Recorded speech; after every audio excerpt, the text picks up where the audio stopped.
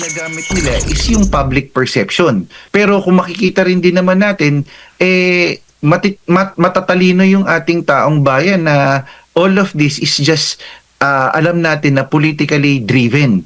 At imbis na magkaisa tayo, mas lalong ginagawa nilang divisive eh. So hindi ko alam at hindi natin alam kung ito ba ay talagang intention nila na talagang pagwatak-watakin ang ating taong bayan sa pamamagitan ng pagde-demolish sa isang ikalawang pinakamataas na posisyon sa bansa at justify yung support sa pinakama. So talagang mararamdaman natin yung girian ng puwersa pampolitika ng ating bansa. At ang nakakalungkot dito, Edmar and Sir Jade, mas lalong winawatak-watak ang ating taong bayan. Ito nga ho mga ka-reaction update PJ, hindi humaba itong ating pag-uusapan dahil dito mismong si Vice President Sara Duterte nagsalita na ho na winawaldas nga daw ho ang pera ng kaban ng bayan netong gobyerno ni Bangag para lang mapa-impeach ho siya, mapatanggal ho sa kanyang pwesto. Ito mga ka-update, sabay-sabay ho tayo mag-react, mag-komento dito, panoorin na ho natin. Ito naging pahayag ni BP Sara na kung saan nga ho sumabog siya, wala ho daw siyang pakialam kung matanggal ho siya sa kanyang serbisyo. Kaya mga ka-update, kung bago lang ho kayo sa ating channel, isang like, isang share, isang subscribe lamang ho, malaking tulong na ho yan, rekta na ho tayo mga ka-update. That's my end. Tapos. Gumastos at magwaldas ng pera ng gobyerno para i-impeach ang Vice President. Kung yan ba naman ang gusto nila, magwaldas naman ng waldas ng pera at pagtakpan ang kakulangan at pagsisinungaling ng administrasyon. Ayun nga ho mga kabit, sa naririnig naman ho natin dito sa ating BP Sara, malaking katotohanan ho yan na pinagtatakpan ho nila lahat ho ng kabalbalang ginagawa nila dito sa ating bansa. Unang-una na nga ho yung flood control issue kung saan mga kabdita, kung napatupad nga lang ho itong mga proyekto, hindi ho sana nasawi yung mga ating kababayan dyan sa Cebu na humigit kumulang nasa 70 to 80 persons ho, yun nawala, nasawi. Tignan nyo ho yung matinding kasalanan ni Marcos Jr. Dahil nga kaya ho nilang i-benjonglo yung mga media outlet, mga kabit, binabayaran ho nila. Hindi ho masyadong ipinapakita. Ngayon natakpan na ho yan. Natakpan na ho yung mga ating kababayang nasawi dyan sa Cebu. Dahil sa kapalpakan ng admin ni Bangag. Sa kapalpakan ho nitong si Marcos Jr., mga kabit, marami hong nawawalan ng buhay. Sunod-sunod yung krimen. Yung mga naglilipahan na yung mga addictus benedictus. Kahit sa ang lupalop ngayon ng ating bansa, lalong-lalo na sa Metro Manila, mga kapatid, sobrang dami hong gumagamit ng alam nyo na yung paborito ni Bangag. Naglipahan na ho yan mga kapatid, kahit sa daan meron hong mga nabibidyohan. Pero sa panahon ni Tatay Digong, napakalayo ho, napakagandang huminga sa ating bansa dahil takot lahat kay Tatay Digong. Takot yung mga kriminal, takot yung mga gumagamit dahil alam ho nila, pag si Tatay Digong, nakita nila, may pagkaberdugo yan sa mga taong mapang-abuso, sa mga kapwa nila.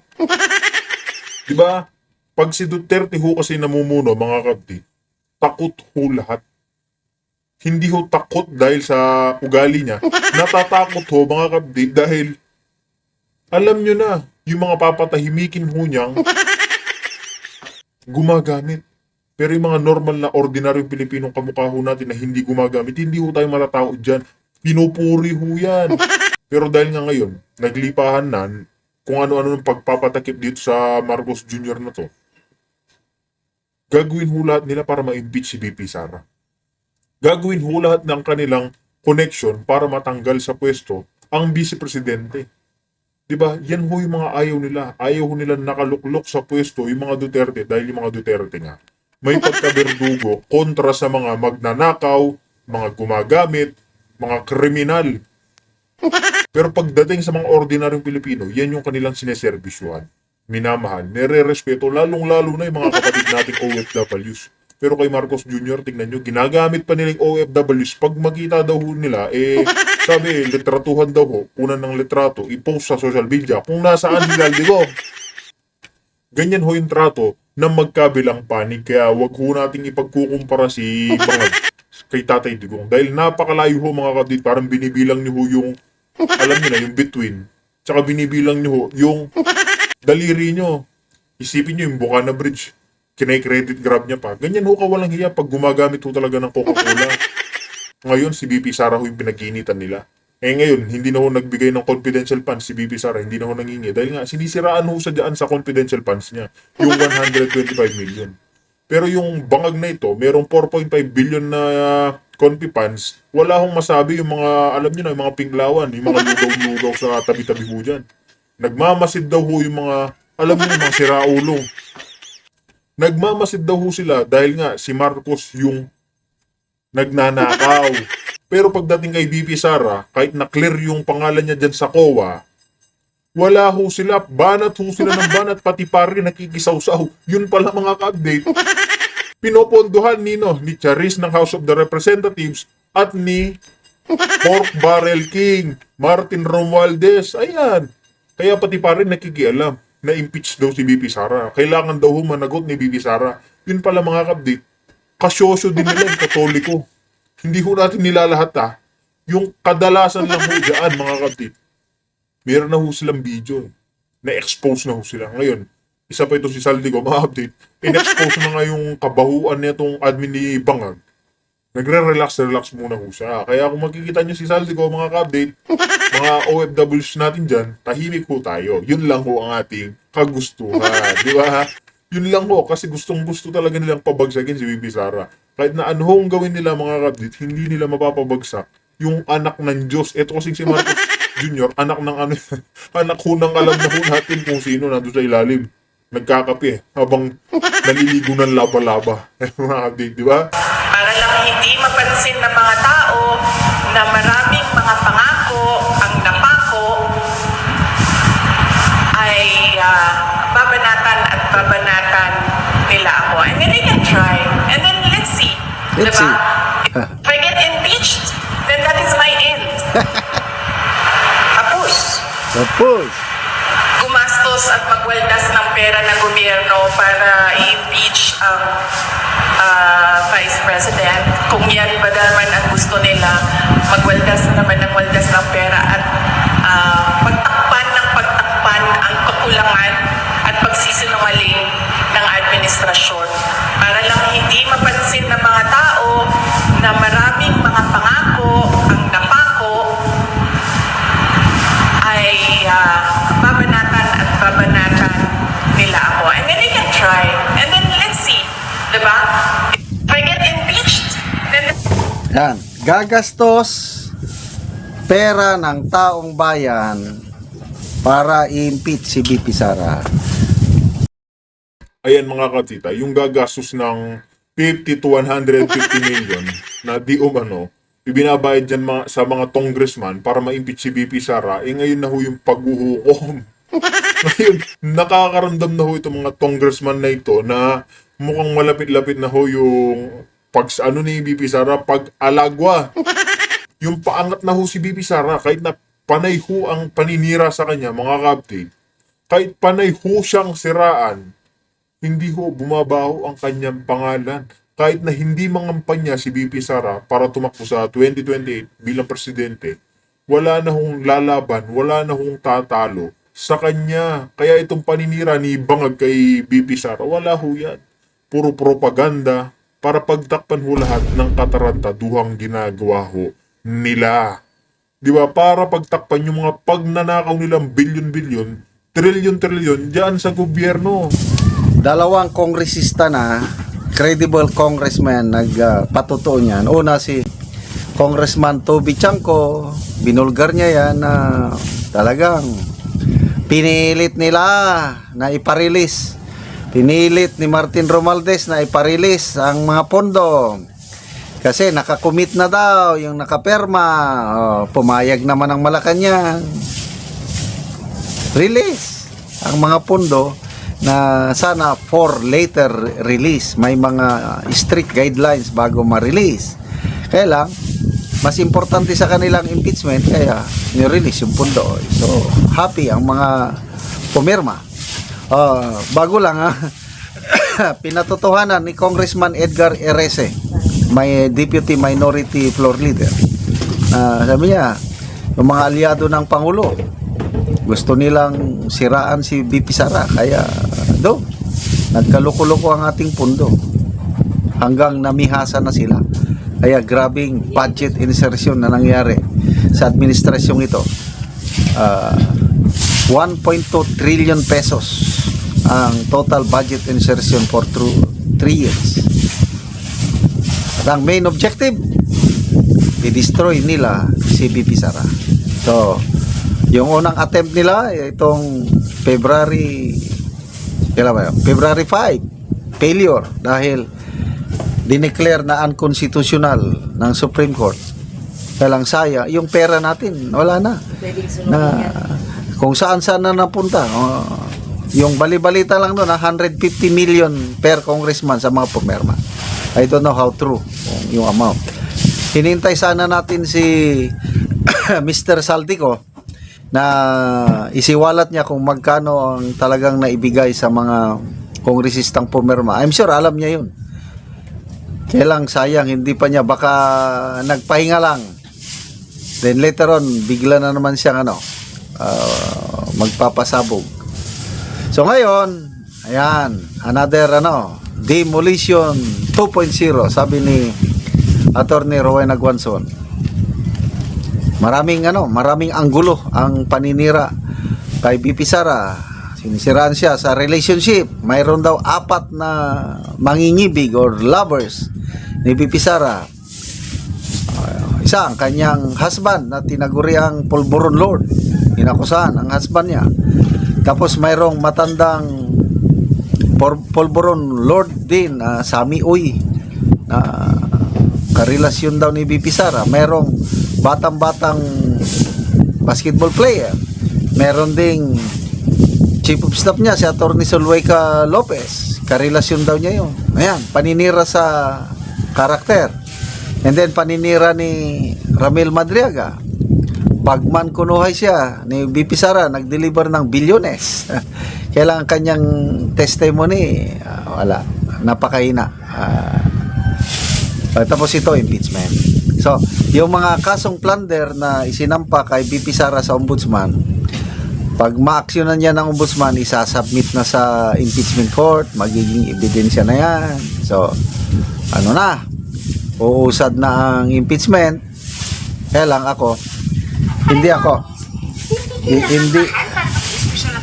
hindi ako natatakot sa kahit anumang impeachment na ibato nila kay VP Sara. Hindi yan mananalo sa butuan. Bakit? Ang daming kakampi ni VP Sara sa mga senador. Tingnan nyo sa Bicam mo. Nabasa ko kanina. Parang nagbalik kasi binawasan ng mga kongresista yung budget ng Office of the Vice President. 800 million plus. Ginawa na lang 700 plus. Nabawasan ng 100 million plus. 130 million. Sa Bicam, yun, binalik. Yung 800, yung original na budget sa NEP, ibinalik. Ano ibig sabihin niya? Na sila, alam na nila, malapit ng 2028. So, they can try, sabi niya. Yes, you can try, but baliwala. If I'm impeached, that's my end. Tapos na ako, sabi niya. Talagang very confident sa kanyang leadership. Ayun nga mga update, yung naging pahayag nga ni VP Sara, kahit na hamun-hamunin niya itong si Bangag, na-impeach siya ng i-impeach, wala ho siyang talab. Wala ho sila kasi alam naman na milyon-milyong Pilipino, yung totoong nagseserbisyo, yung totoong nagmamahal sa kanyang bayan. Kaya mga update, susunod ho natin, itong si political analyst, mga update, na ayun nga, gusto lang ho talagang matanggal si VP Sara at ma-impeach ho siya. Ito mga update, pakinggan ho natin itong si Prof. Eric. Ito, Yung benyong natin ito. Ginagamit nila is yung public perception. Pero kung makikita rin din naman natin, matatalino yung ating taong bayan na all of this is just alam natin na politically driven. At imbis na magkaisa tayo, mas lalong ginagawa nilang divisive eh. So hindi ko alam at hindi natin alam kung ito ba ay talagang intensyon nila na talagang pagwatak-watakin ang ating taong bayan sa pamamagitan ng pagde-demolish sa isang ikalawang pinakamataas na posisyon sa bansa at justify yung support sa So talagang mararamdaman natin yung girian ng puwersa pampolitika ng ating bansa. At ang nakakalungkot dito, Edmar and Sir Jade, mas lalong winawatak-watak ang ating taong bayan. Papalapit po, tumitindi po yung politika dito sa ating bansa. Ngayon nga lang, bago lang magtapos ang taong ito, ay samot-saring mga aligasyon, reklamo ang inihain laban kay Vice President Sara Duterte. Ano naman po masasabi po ninyo? Unang-una, doon po sa nagpalabas ng kanyang affidavit, itong si Ramil Madriaga, laban dito kay VP Sara Duterte. At yung mga plunder complaints pa na inihain naman dyan po sa Ombudsman. Opo, yun din ho yung nakakapagtaka, sobrang init ng politika na hindi naman na po dapat, kailangan pa ba natin itong mga to na address na ito. Nagdesisyon na rin din ng Korte Suprema pagdating dito. Pero talagang kitang-kita natin na may deliberate attempt talaga na i-demolish ang ating ang ikalawang pangulo sapagkat ano yung gusto nating maisip dito? Wala tayong ibang naiisip dito kundi talaga by nature, politika talaga siya. Ang tanong, sa dami ng problema at yung mga accountability measures na dapat nating gawin at dapat nating unahin, bakit lalabas itong mga bagay na ito sa ganitong panahon? Ikalawa pa, may proper avenue para dito sa